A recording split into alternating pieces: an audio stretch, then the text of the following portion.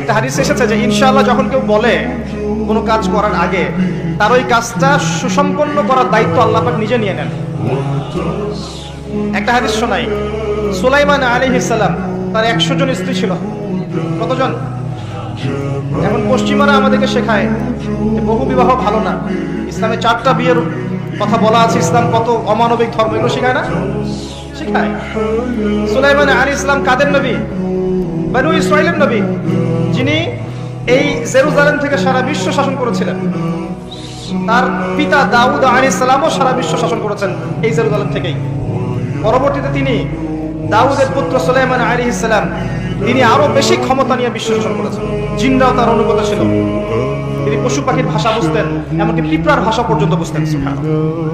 বাতাসে ফ্লাই করতে পারতেন। জানেন না আপনারা? সুলাইমান আলাইহিস সালামের 100 জন স্ত্রী, তিনি বলছেন আজকে আমি আমার সব স্ত্রীর কাছে যাব এবং প্রত্যেকের গর্ভ থেকে একটা করে সন্তান আসবে এবং এই সন্তানটা আল্লাহর পথের মুজাহিদ হবে। তিনি একটা কথা বলতে ভুলে গেলেন,